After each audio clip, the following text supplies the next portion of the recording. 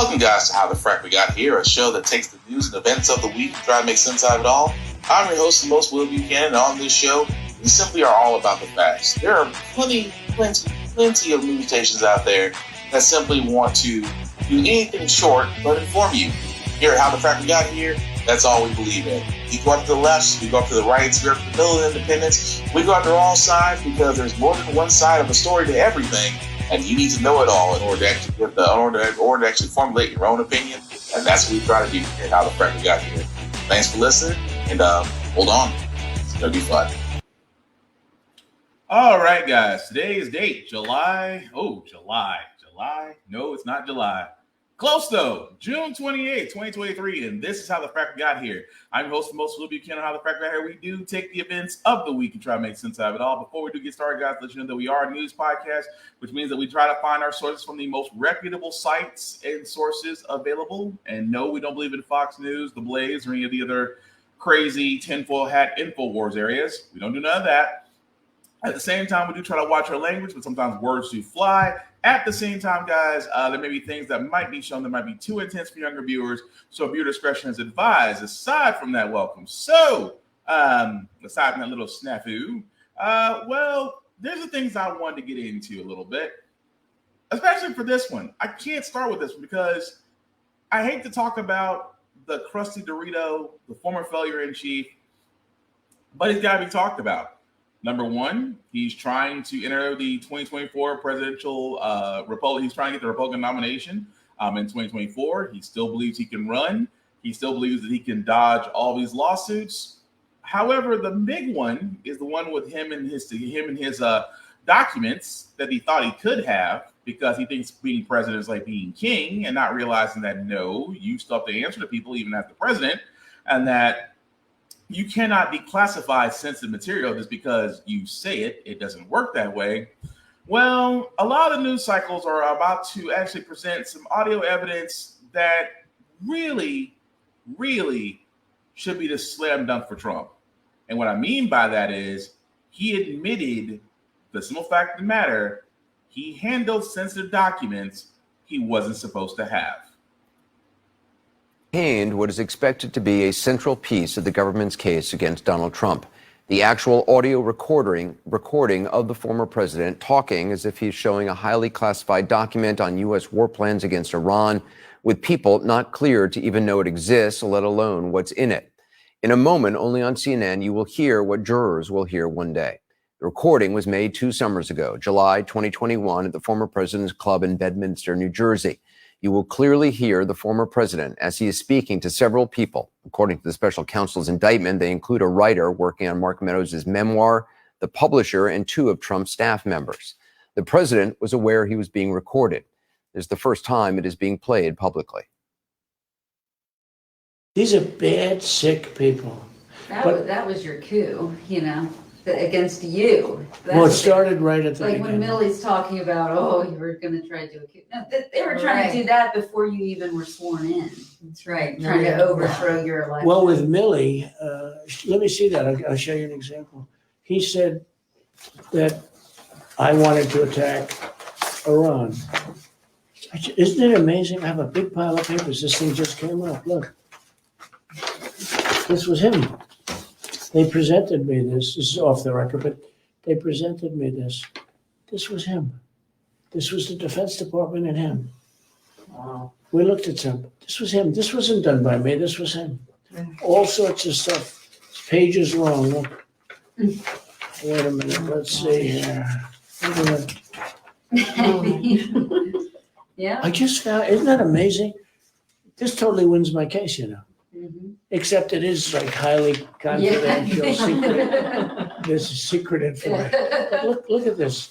You attack, and Hillary would print that out all the time, she'd send it to Anthony Weiner, the pervert. By the way, isn't that incredible? Yeah. I was just saying, because we were talking about it, and he said he wanted to attack Iran and what. These are the papers. This was done by the military, given to me. I think we can probably, right? I don't know. We'll have to see. Yeah, we'll Try to declassify. figure out it. See, as president, I could have declassified it. Now I can't, but this is classified. Now we have a problem. Isn't that interesting? Yeah. It's so cool. I mean, it's so, we heard and you probably almost didn't believe me, but now you believe me. No, I believe It's you. incredible, right? No, Hey, bring some Cokes in, please. I mean, you can't make that up. You can't.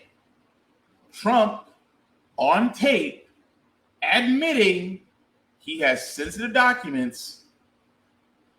Anybody else, that would have been a slam dunk. That to me is a slam dunk. Case closed. You were caught. But it's amazing because again, it's Trump, and I cannot for the life of me, I mean this ever so succinctly, for what does this man have, or what dirt does he have, that every I must be dotted, every T must be crossed. We must be above board with Trump. Why? He is a con man who successfully conned his way over idiots to vote for him to put him in the White House. Why do we have to go through so much scrutiny? And even more so, that he is now caught on audio with sensitive documents he's not supposed to have. Even more so, his response to the recorded audio being released, it should be concerning. It really should be. He's Rachel Scott, who traveled with the former president today as he headed back from a campaign stop in New Hampshire. Rachel, what is the former president saying about this tape and what it means for his case? Well, Lindsay, I was one of two reporters that traveled with former President Donald Trump to New Hampshire. We just landed a short time ago. And on the way back, I asked the former president if he had any regrets about how he handled any of the documents. And he said that he does have no regrets. He says that he has done nothing wrong, insisting that he was never showing any classified documents. And when we asked him specifically about a lot of what you heard there in Pierre's piece and that audio recording, the former president what appears to be showing and shuffling through papers, describing what he said was highly confidential, sensitive information. He told us, quote, "I would say it's bravado if you want to know the truth. It was bravado. I was just talking and just holding up papers and talking about it, but I have no documents." He continued to insist throughout the duration of our interview with him that he did nothing wrong. He maintains the fact that he wasn't actually showing classified documents, but you heard the recording for yourself there, Lindsay, as did the American people. The former president describing what he was showing was secret and classified, it appears. But he says he has no regrets. Meanwhile, House Speaker Kevin McCarthy weighed in today. So think about that for a second. He is the one saying, oh, it's just talk, nothing was done. But at the same time, he's repeating himself, I've done nothing wrong. Yeah, you took documents, then refused not to give them back, then decided to hide them, then decided this whole legal mumbo jumbo. Then you asked for a special counsel, which was granted because the special counsel is the guy who was using the audio as the key piece of evidence. So it's almost as if Donald Trump has literally signed his own jail sentence. Because I see a lot of people, especially on the Fox News side, well, we've seen plenty of people take documents they weren't supposed to have. Yes, we've covered it. Joe Biden had documents in an unsecure location. Former Vice President Mike Pence had documents in an unsecure location. But I wonder what's the big difference between them and Trump? Because Biden's people found out, called National Archives, did a little investigation, no harm, no foul. Mike Pence, same thing. His people called National Archives, an investigation was done, no harm, no foul, documents returned, nobody goes to jail. Trump, on the other hand, moved documents all around his Mar-a-Lago estate. The fact that there had to be a correlation between the U.S. attorney, the FBI, and the Secret Service says a lot that Trump believes, and again, and I've said it many times in this podcast, that when Trump was elected, he was already a compromised individual. Now he's a compromised president. But at the same time, now you caught him on tape. What more will it take to finally put this man away? Because trust and believe, he will try to push this to 2024. If he gets his wish and he pushes to 2024, I am begging the prosecutors and the judges over these cases, please do not extend the time for this man, because he's playing the long game. Because that's what happened when he was president. See, when he was president, he was being investigated. The argument, and I say the argument, this is not law, the argument over the opinion of the Justice Department was that they cannot go after or indict a sitting president. It is not law. There's not a rule. It's simply an opinion. Because the leader at the Department of Justice at the time, which was basically William Barr, decided not to prosecute because he was paid for. So now, what's the hurry? What's the stoppage? You have this man dead to rights. Hopefully, this does not go to 2024. I would like to think that trial happens this year, but we shall see. But you've probably heard this story, right? Reaganomics. For all those who don't know, or not fans of history like I am, Reaganomics was, of course, Ronald Reagan and the Republican Party pushing the BS economics, where if you give the biggest breaks and you get the most and you get the biggest tax breaks and incentives to the top 1% of this country, that it will trickle down to the middle and lower classes. It doesn't work. It's never worked. Because you know why? Because think of it like this way. I use this greatest example. Here's why Reaganomics doesn't work. Think of the biggest wine glass you could ever think of, right? We all know wine, or seen wine, or drunk wine. We've seen it. Take the biggest wine glass you can find, and you fill it up. Say what you're filling up is incentives and tax breaks. Now you think, okay, all cups have a limit, right? All cups have a limit. You will be right, except in Reaganomics, it's a bottomless cup. So the top 1% keep getting all the tax breaks and incentives and things of that nature. It never trickles down because they keep consuming it. That's why Reaganomics, forgive my French, is bullshit. Now, why am I talking about this? I am talking about this because current President Joe Biden is starting to coin a term. And what that term is, it is called Bidenomics. Now, Bidenomics, which again, President Biden is going to start saying a lot, was the idea that instead of growing the economy from the top, his Bidenomics is basically growing the economy from the middle and the bottom up.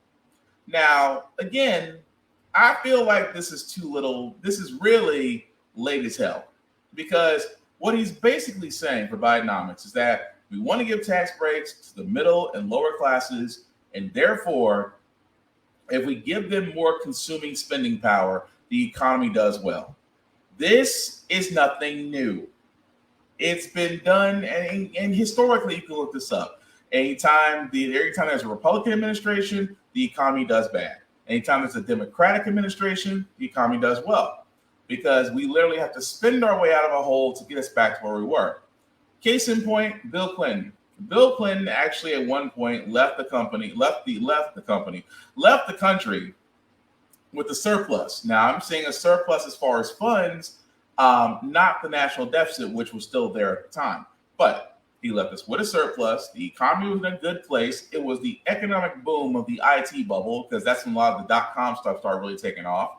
And this was before 2001. Where George Bush came in and said that we need to go after Saddam Hussein under false intelligence, and therefore decided to take the economy with tax cuts geared toward the rich. The corporate tax cut was slashed from 35% right back down to 21%, and the economy tanked. The reason why I'm saying this is that when Obama got into office, again, breaks were getting given to the middle and lower classes, purchasing power was added, the economy improved over 8 years. So what I'm basically saying is, as far as saying that, yes, our capitalistic system runs on the fact that we have to spend our way out of debt instead of actually owning debt, is that yes, when the middle and lower classes actually have money and tax breaks to do things, they tend to buy things, not just food, but cars, credit cards, land, things of that nature. Wherever they spend it on, apparently it does impact and affect other areas. So what does that basically mean? Well, Biden is saying, well, we're going to do this. We are going to focus on the lower and middle classes. We're going to focus on infrastructure, clean energy, and semiconductors. I know we've heard the song and dance before, because anytime I hear infrastructure, I'm thinking about, like I said, I live in Tennessee. The roads in Tennessee are effing terrible. Potholes, bridges that need to be redone, just massive, woeful neglect that really needs to be addressed. That's how it should. I mean, it really should be taken care of. So I'm thinking of infrastructure. I'm also thinking of the fact that our water systems, our way that we handle natural gas, our way that we actually handle our internet infrastructure, all of that needs a massive overhaul. But again, this is where that golden opportunity for infrastructure comes in, actually creates jobs. Same time, clean energy. Oh, we could argue clean energy, because clean energy will always be a problem as long as you have those of coal and fracking and oil will always be against it. We do need to turn the corner on that, which I agree with Biden on that we do need to start moving toward clean energy, really start trying to make these electric cars more affordable. We need to start actually emphasizing the fact that we just need to get off the dinosaur juice. I have nothing against all that. But the thing that kills me is that it's almost as if when Biden had, and I say this all the time, when Biden had a slim majority, he did start with a progressive agenda. He did. He wanted to raise the minimum wage. He wanted to, he didn't say it. He didn't say the words. He wanted to look at eliminating student loan debt. Some of it. He didn't say all of it. But he said he wanted to look around ways to eliminate it. So beyond that, and trying to get paternity leave pay put in and things of that nature, it was a very open, progressive agenda that he first started out with. And people were scared because they didn't understand it. Because anytime you hear progression, they think socialism. And again, socialism isn't bad, considering the fact that a lot of our programs are socialist programs. Without them, a lot of people on Medicare right now would be in very dire straits. That's just one example. The point I'm making is just that Biden going into his presidential campaign run has to tout something new. You can't keep saying we need to work on infrastructure and education and clean energy and things of that nature. I understand that you're just giving a grand overture, but at the same time, I'm expecting a lot more than just you coining a term, but really all you're basically doing is what should have been done since Jump Street. Giving money to the lower classes runs the economy because our economy runs on debt. It does. Correct me if I'm wrong, our economy runs on debt.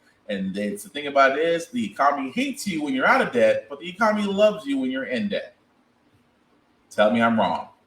But moving right along, guys, I wanted to cover the story that, again, when it comes to law enforcement and people of color, we really should not be surprised because, again, every time I see law enforcement ask, why can we get more operation? Why can we get more cooperation from people of color? Well, here's one reason. The FBI Jackson Field Office, along with the Department of Justice, has opened a civil rights investigation into a Rankin County officer-involved shooting that left one man shot in the mouth. FBI already investigating the January 24th shooting at a Braxton home. The sheriff says deputies were there for drug enforcement activities. Attorney Malik Shabazz is representing the family of Michael Jenkins. They act as if my son was not even human. This is how they treated my son. After shooting him on his knees, putting a bullet in his mouth. According to Shabazz, a deputy put a handgun point blank into Jenkins' mouth. And the trigger was pulled, intending to kill him. And it's only by God's grace that he stands here today because the bullet escaped on the right side of his neck. The attorney says deputies claim Jenkins was shot after he pointed a gun at the officers. Jenkins' family now calling for the release of the deputy's body cam video. And if they are accurate in saying that Michael Jenkins pointed a gun at the deputies and that's what caused them to shoot, then they would have that body cam footage out here right away. Sheriff Brian Bailey said in a statement, rest assured if any deputy or suspect involved in this incident is found to have broken the law, he will be held accountable in accordance with the law. We were beaten, we were, handcuffed.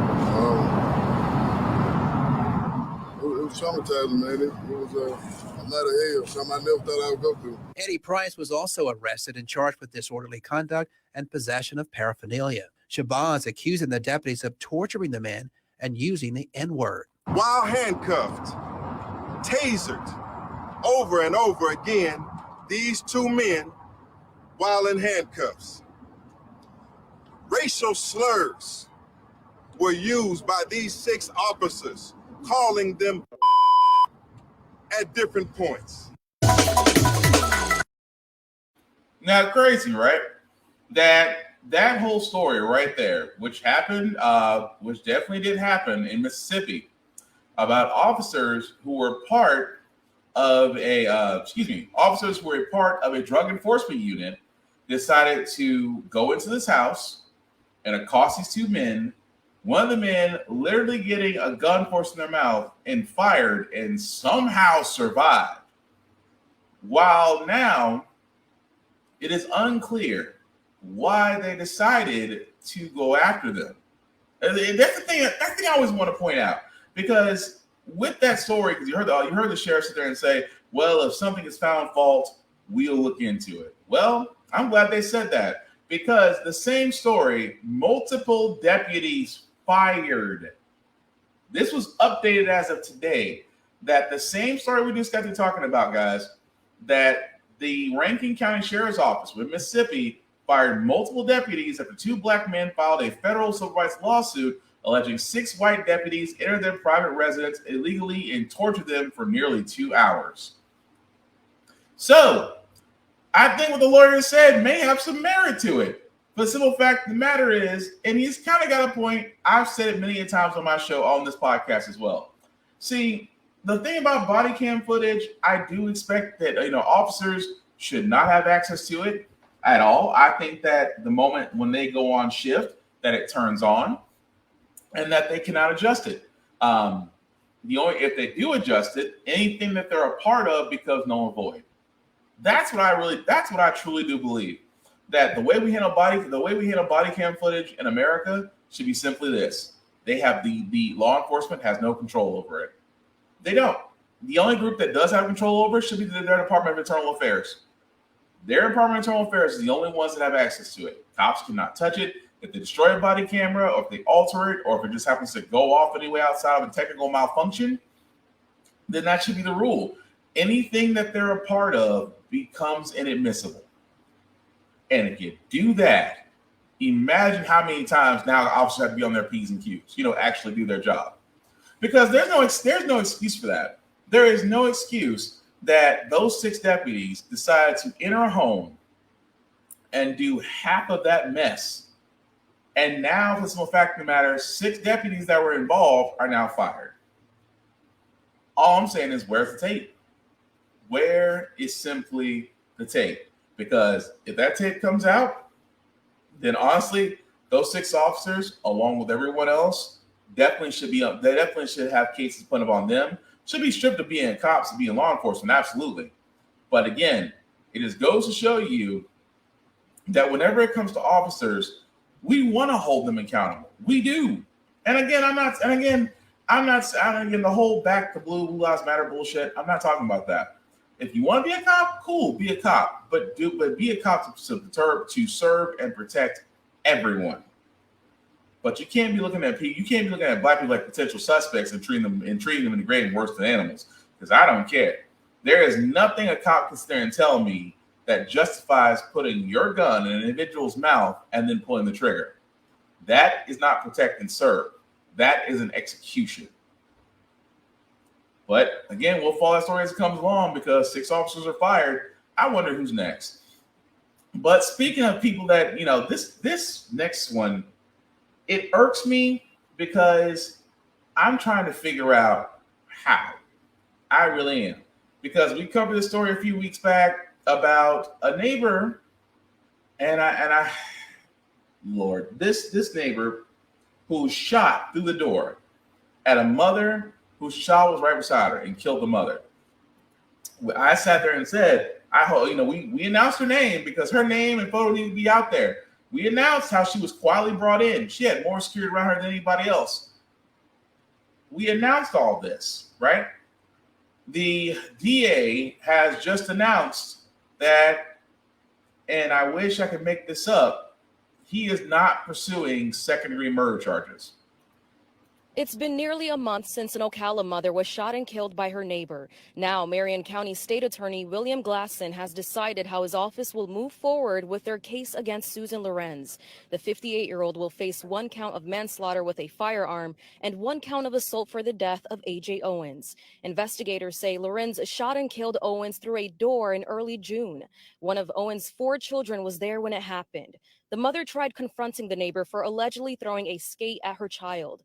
Lorenz was arrested on charges of manslaughter with a firearm, culpable negligence, battery, and 2 counts of assault. But Owens' family, attorneys, and Ocala groups have pushed to upgrade the manslaughter charge to murder. In a letter on Monday, the state attorney said there just wasn't enough evidence to file murder. He said in part, "The state must prove beyond reasonable doubt that the existence of a depraved mind toward the victim at the time of the killing. Depraved mind requires evidence of hatred, spite, ill will, or evil intent." He says after the arrest, Owen's son testified that the skate thrown by the neighbor did not hit him, which would have been necessary for a battery charge. He also says another child testified he was not in fear, which is why the 2nd count of assault was left out. Misdemeanor culpable negligence was not filed because the state attorney said in part, there is no evidence to establish that Lorenz knew the child was with Owens when she shot her. Emotions have been running high since Owens' death. The state attorney has been aware of them and says the goal is to seek justice. But he adds in part, "My obligation is to follow the law. I did so in this case, and while some may not agree with the decision, I can assure you it was thoughtful and made without consideration of any factors other than the specific facts of this terrible crime." Yeah, I'm calling bullshit on that. Because, of course, that's the man right there, William Gladson, who's the state attorney who was pressing charges, is sitting there saying, while some may not agree with that decision, I think all of us don't agree with that decision. Keep in mind with the story, guys, the story was that that woman decided to allegedly throw a skate at a child. The child went to go with the mother. The mother went to knock on the door to go confront the woman about what happened with her child. The woman with firearm shot through the door. Unfortunately, shot through the door, killing the mother, fatally wounding the mother. Now, here's the thing. A state attorney, now you are an individual.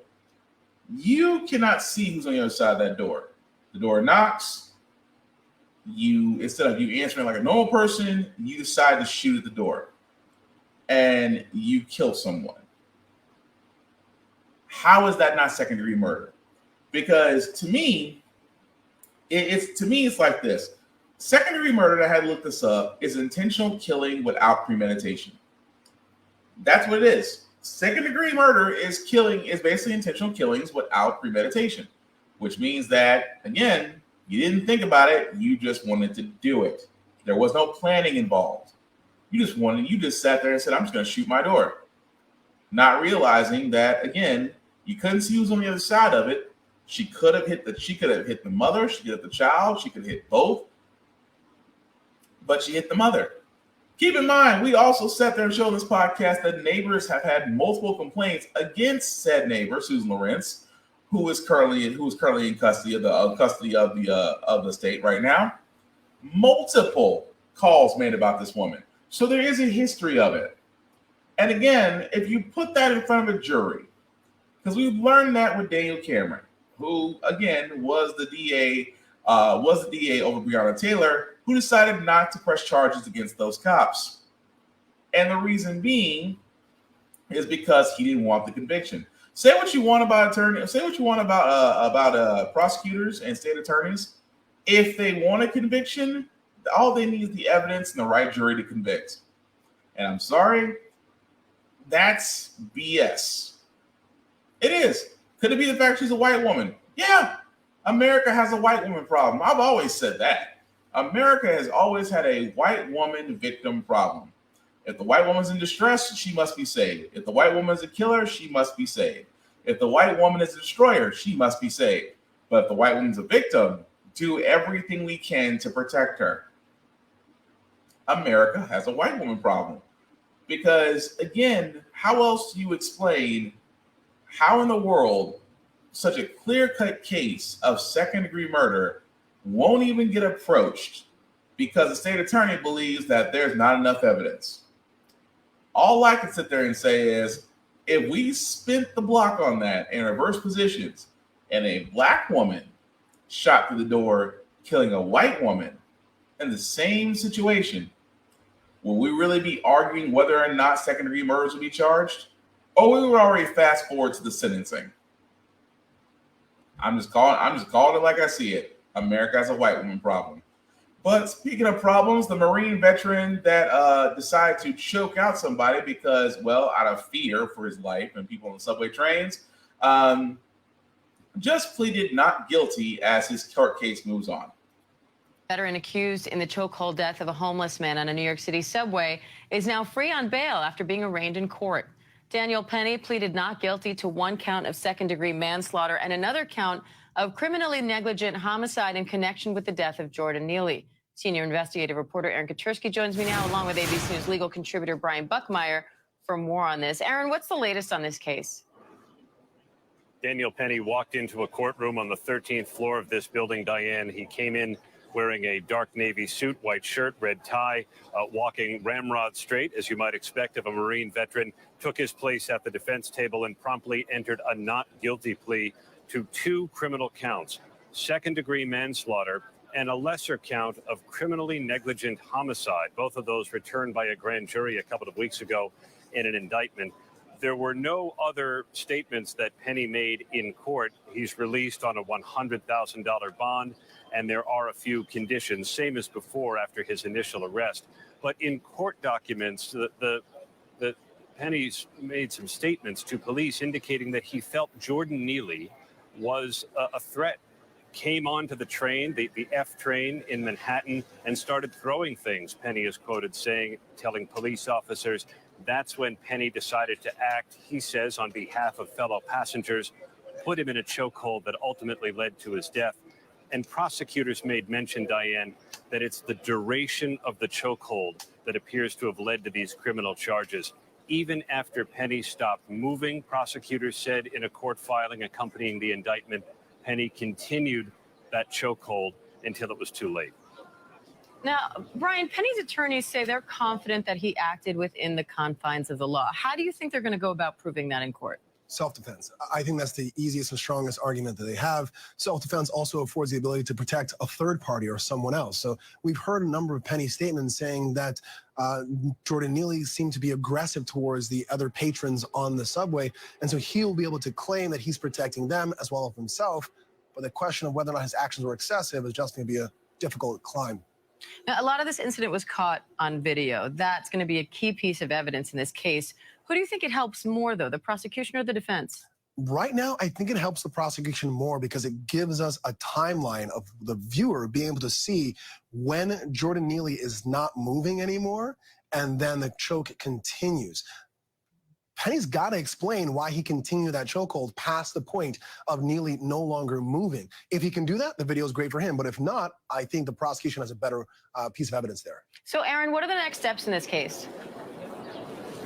Daniel Penny will return to this courthouse in October. That's the next hearing. And in the meantime, prosecutors today will start turning over evidence, including 911 calls, videotaped interviews with eyewitnesses that they took, the statements that Penny and others made to responding police officers on May 1st, the day that this happened. And here outside court, the defense attorney said they would be plotting their defense by appealing to subway riders. One of the defense attorneys said there's not a subway rider in Manhattan who hasn't experienced feeling threatened by someone who enters the train, and they're counting on that person to get onto the jury and find some reasonable doubt when it comes to these charges. So, yeah, when it comes down to it, they're basically banking on the fact that Daniel Penny, the man that actually killed Jordan Neely, they're depending on sympathy. They are. They are depending on sympathy to literally see one of two things. That hopefully, to get the jury to feel sympathetic, that this man decided to act out and defend the people on the train. Although, again, Jordan Neely didn't really cost anyone. He didn't hurt anyone. But yet this man decided that he was going to do so and decided to end his life, with the chokehold. Now, as much as Jordan Neely again, as much as Daniel Penny again is on trial, yeah, he killed a person. He should be held accountable. Again, with Jordan Neely, he wasn't the threat that they're trying to make it out to. But then again, that's the media spin. The media spin on all of it is that, well, he was a threat. So a former Marine, which doesn't really help Daniel Penny's case, because that means you were combat trained, which means you know how to subdue people, even kill people. You know how to do these things because basically that's how you were trained. So they are going to go to self-defense. The fear for my life. Every white person's greatest defense when killing a black person, I feared for my life. That and hoping a sympathetic jury will get him off. But at the same time, why aren't the other two people that were in that video so long ago not on trial themselves? How are they not accomplices or accessories to murder? That's what I want to know, really. But again, we'll follow that story as it progresses. But speaking of things that, I'm not surprised about, but at the same time, I wonder what happens. Amazon is in hot water by the FTC for basically conning people into basically owning Prime memberships. Even more so, making it hard for them to cancel when they don't like it. Trouble for Amazon. The FTC is suing the retail giant, accusing Amazon of tricking and trapping customers with its Prime membership, which costs $14.99 a month. What if it was this easy? The FTC claims Amazon orchestrated a years-long effort to enroll consumers without their consent, saying the site tricks consumers into enrolling and automatically renewing Prime subscriptions. You would go onto Amazon, see something that you wanted to purchase. There would also be an area where you would then be able to sign up for a Prime membership, and it would kind of be cloudy as to which one you were clicking, and then you were signed up. The FTC also accuses Amazon of knowingly making it difficult for consumers to cancel their subscriptions, citing the so-called Iliad flow, described as an intentionally complicated cancellation process, which the FTC compares to a labyrinth. These allegations, the latest in a string of lawsuits levied against Amazon's $514 billion a year business. Just last month, it agreed to pay $25 million over allegations its Alexa devices were recording children and storing the information, though it denied violating the law. It also paid millions over privacy violations involving Ring doorbell cameras. As for this latest lawsuit, Amazon says the FTC's claims are false on the facts and the law, adding, "We make it clear and simple for customers to cancel their Prime membership." The company says it looks forward to proving its case in court. I bet it does, because it's Amazon. And that's the thing. The problem is with most businesses will never see anything criminal. Like Amazon has unfair business practices. We've heard the horror stories of being an Amazon driver where you have to urinate in areas or places or things you shouldn't have to, but because the algorithm, you're forced to do that. And the uncomfortable positions and conditions in the warehouse, the fact that strikes are happening and that you have labor unions trying to form. And now on top of the fact, the FTC has finally realized Amazon may be tricking customers into Prime memberships. With all that being said, it just makes me wonder, will anything come of it? Will we just see Amazon just pay another fine? Will we see actual things happen? And it's kind of hard because Amazon is literally the e-commerce site for everything. I mean, yours truly, I'm no different. I use Amazon as well, just because I'm able to find things and have them shipped to home, as we all do. And there's nothing wrong with Amazon as far as an idea. It is the fact that it's really the hard slave labor market. At the same time, how they treat their consumers makes no sense. But we will see what happens. I see it may just be another fine. I don't see executives really owning it because, in other countries, if Amazon did, let's be honest, if Amazon did the same thing in Switzerland or in Finland, the same thing they're doing here, executives be in jail. For some odd reason, when it comes to America, executives get a free pass as long as you can pay a fine. Figure that one out. But speaking of things to figure out, because I told you guys this when the GOP got retaken over by Republicans, that people are going to say, well, finally, they're going to get this country on track. We're going to curb this spending. We're going to get plans in. We're going to get jobs through. We're going to make Joe Biden understand that enough is enough. And the now going on 5 months since the new Congress has taken over, they did exactly what they told you they're going to do. They're going to investigate everything that the Democrats investigated because they want to say turnabout is fair play. Don't believe me? Merrick Garland, the current Attorney General, Merrick Garland, is about to go in front of a Republican-led Judiciary Committee to literally face criticism over the last couple of Justice Department investigations that have happened, and I guarantee one of them is Trump. So if you're wondering, yes, it is a waste of time.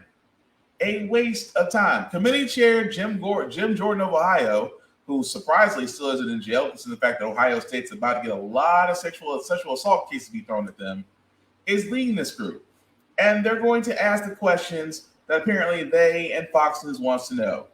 That why did you guys take so long to go after Hunter Biden? What about the Proud Boys? And if you don't think for 1 second that Donald Trump will not be a part of that investigation, I got some beachfront property in Ohio I want to sell you. Because that's what it's going to do. This is why I sit there and say it's a waste of time. Because instead of the Republicans actually helping the American people, they decided that, you know what, we're just going to do the same thing you guys did to us. We're going to waste your time and the taxpayers' money to look into something that's simply not there. But on the Democrat side, I love what they're doing because a group of Democrats are basically not only seeking a Supreme Court investigation into Clarence Thomas, they are pushing for Chief Justice John Roberts for an institutional reform at the highest court of the land. And honestly, it's about freaking time. Because I've said this before. When the stories came out that Supreme Court Justice Clarence Thomas was being wooed by a Republican billionaire, taking trips with him, going out on his yacht, stuff like that, people never wondered, how does that not influence the Supreme Court justice? It obviously does. Clarence Thomas is no different in the fact that he himself has sat there and said a lot of historical cases they looked at really should be revisited. And again, we've already seen what happens with Roe versus Wade. When Roe versus Wade got overturned, you saw the floodgates fly out. Now, not to go off a tangent, there's other decisions coming from the Supreme Court: affirmative action, the student loan debt, and those are the two biggest ones right now. That they're going to give an answer on affirmative action, which is a story we're going to cover very soon, and the student loan debt, on whether or not they want to take that case. But you would think for the highest court in the land, they have to be above board. Everything has to be above board, which means that for the highest court in the land, those justices still have to answer to someone. And the thing about it is, yes, there's an ethics group out there, but that ethics group is only activated by the Chief Supreme Court Justice, in this case, John Roberts. And I said it before and I'll say it again. I do not understand why there is not an ethics board that is over the Supreme Court. That way, there's some checks and balances. Because if you're on the highest court in the land, and any decision you make will affect millions of Americans, you need to answer to someone. Not just simply say, well, he's just a friend. No, Supreme Court Justice Clarence Thomas, you're bought and paid for. We already know that. We knew that for a very long time. But that's why I wanted to point that out. The big difference between Republicans investigating something that has no merit, at the same time a group of Democrats are going, we need to be able to hold the Supreme Court accountable to keep its reputation for being the highest court in the land and not being a compromised court. Can't knock it. But what I was going to say was, go into affirmative action. Going to talk about affirmative action. This simple fact of the matter is, it is one of the decisions the Supreme Court is coming out with very soon. And if you don't think it affects you, watch this. For many elite schools, the writing from the nation's high court is on the wall. How worried are you? I'm extremely worried. Danielle Hawley is the incoming president of Mount Holyoke College in Western Massachusetts. But this peaceful campus belies an anxious reality. As soon as tomorrow, the Supreme Court will answer the most anticipated question this term. Can colleges and universities look at race in admissions decisions? Everyone is talking about this case all the time. People from departments that are not in the law school are asking me, what day will we hear? For decades, the court recognized the educational benefits of a diverse student body and said schools can look at someone's race as one plus factor among many. But the court's current conservative majority may ban it nationwide this time. What will that do to a place like Mount Holyoke? It will send a very strong message to Black students and to Latina students that they are not welcome. Not so, say the lawyers who sued Harvard over its admissions plan. Long treated by the court as the gold standard, it's now accused of being obsessed with race, and along with the University of North Carolina, of discriminating against Asian students, which the schools deny but was emphasized during oral arguments. Asians should be getting into Harvard more than whites, but they don't because Harvard gives them significantly lower personal ratings. Harvard ranks Asians less likable, confident, and kind. If the court agrees using race violates the law, schools may still look at an applicant's finances, zip code, or even consider essays about overcoming adversity, so-called race-neutral alternatives. Universities just cannot consider race itself. Colleges tell NBC News they are prepared to adapt if required, expanding financial aid, scrapping SAT scores, or getting rid of legacy admissions, all potentially on the table. But Hawley says ignoring race would produce a devastating result. We've seen a track record of them not working. She points to California, one of 9 states that outlawed affirmative action more than 20 years ago, causing a 50% drop-off in minority admissions, numbers that have never bounced back, as seen by UC Berkeley. I have struggled to really move the Black number here at Berkeley. And that, again, that's not from a lack of trying. Femi Ogundele, Berkeley's Dean of Undergrad Admissions, says affirmative action was never perfect, just a Band-Aid. The fact that there are high schools in this country that have manicured lawns and golf courses, and there are high schools in this country that have bars on the windows and metal detectors in the hallways, and yet we are asking both of those students to show up in our application process the same, doesn't make any sense. For now, schools are bracing for the dawn of a new era, making the task of equalizing the playing field not impossible, but significantly harder.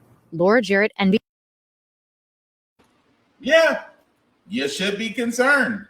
That, again, I know for a lot of people are saying, well, this really started because Asian Americans are suing Harvard because they're saying they were racially discriminated.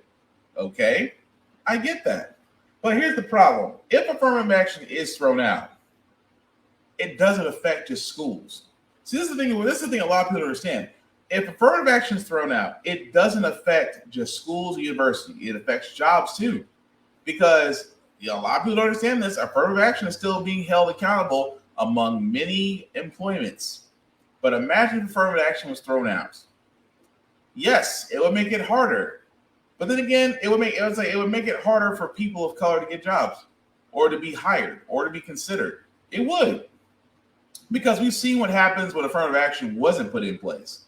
At least when it was put in place, it was not a perfect solution. I will completely agree with the professor. It wasn't a perfect solution because we were still dealing with racism. We still are dealing with racism. But imagine if affirmative action was struck down tomorrow by the Supreme Court. All bets are off. And then what? To me, it's no different than Ron DeSantis when he suggested that bill about removing immigrants from the state. If they were illegal, if a business caught them, it's $10,000 fine. A lot of those people in those areas cried foul over what DeSantis did. But at the same time, look at the number of them that voted DeSantis in. Kind of hard to feel bad for you when a good number of your people did vote that man in. But at the same time, with affirmative action, it will make things worse if it's struck down. And I don't know about you, but landmark decisions that Supreme Court justices have made in the past don't seem to have a good track record with this currently heavily conservative leaning Supreme Court we have now. Because in my eyes, Clarence Thomas is just salivating over the next landmark case he can destroy and try to make logistical sense out of it. while sitting on his Republican billionaire's yacht. We all should be concerned. Speaking of concern, guys, the last one I got before we get to our feel good segment, again, with law enforcement in the U.S., it makes me wonder, and I say this all the time, do we need police reform? And if you watch this video, hopefully you'll agree with me that yes, police reform is definitely needed because a situation like this should never happen. It was just after midnight. Lady, get over here. San Antonio police were responding to a vandalism call. 46-year-old Melissa Perez was suspected of cutting wires to a fire alarm system at an apartment complex. Get over here. When officers tried to talk to her, police say she locked herself inside her apartment. As the officer removes the screen to Perez's open window, she throws a glass candle at the officer, according to police. You're gonna get shot. Shoot me. You're not gonna work. After waiting for backup, 2 officers jump onto her patio. Police say she swung a hammer, shattering a window while still inside her apartment. This is what happened next.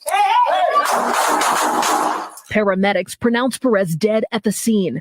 She leaves behind 4 children. It appeared that Ms. Perez was having a mental health crisis. Perez's daughter says she had schizophrenia. I wish they would have told her, like, she wasn't alone. We're here to help you. In the video, she's just terrified. You can tell, like, she's going through something.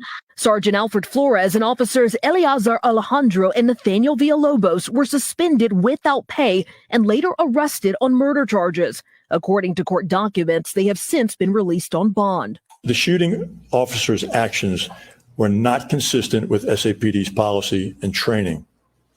Tonight, the officers aren't commenting. The police union, however, says the chief followed all necessary protocols. The officers are expected to be back in court in July.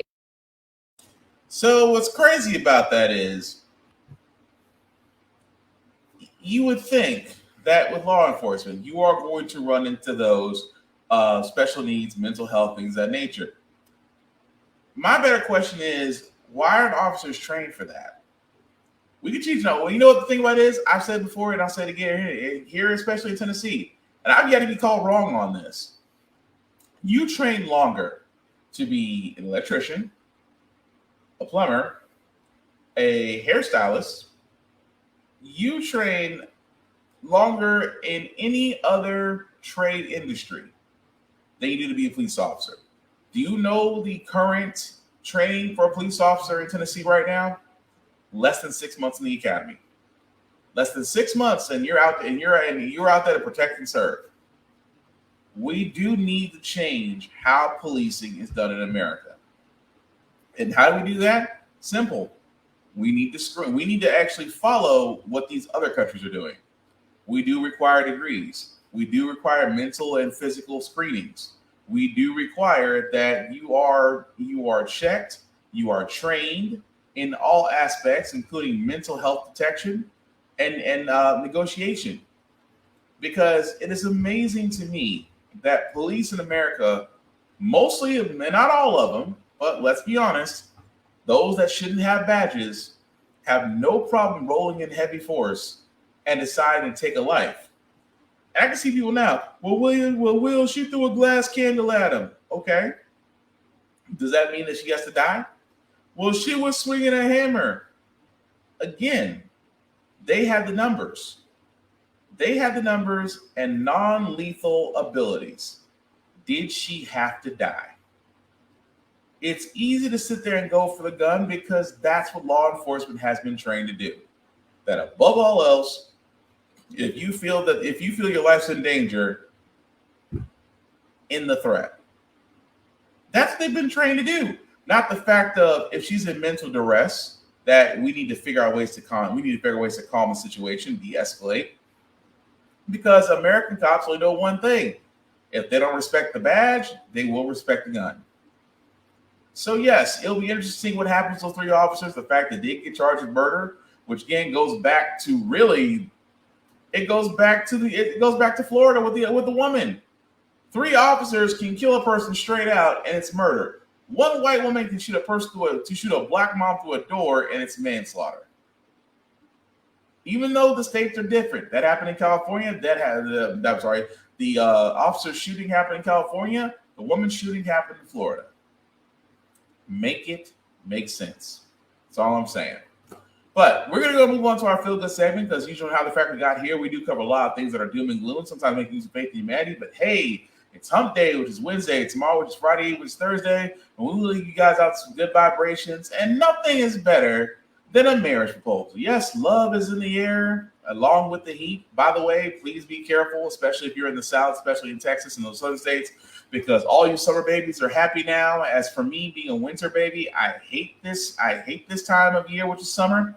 But on another note, please be safe, stay hydrated, stay indoors, please stay cool, and all of those things. But marriage proposal. Imagine that you are on an airplane. Airplane bathrooms are uncomfortable. We've all been in one. But imagine you coming out of a bathroom and you suddenly have a crowd and your boyfriend is on one knee. Kind of weird, right? Happened to this woman.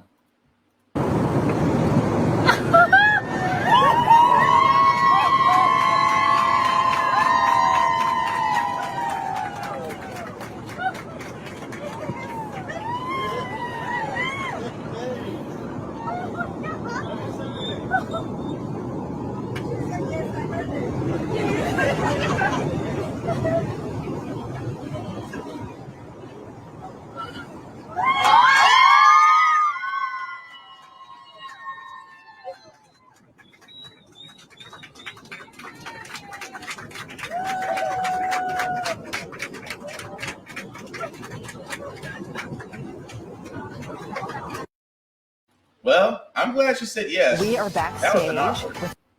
I'm glad she said yes. That would have been awkward. But yeah, that was actually the couple. The guy had set it up, or at least got the airplane's help to set up the surprise proposal while they were in the air. So mazel tov to that couple, because always love to see people come together and commit themselves to holy matrimony. It's always a good thing to see what the woman says, but was I the only one that said, bruh, are you gonna use words? Like, I didn't hear her name, and maybe it's just me. I'm not trying to be that guy.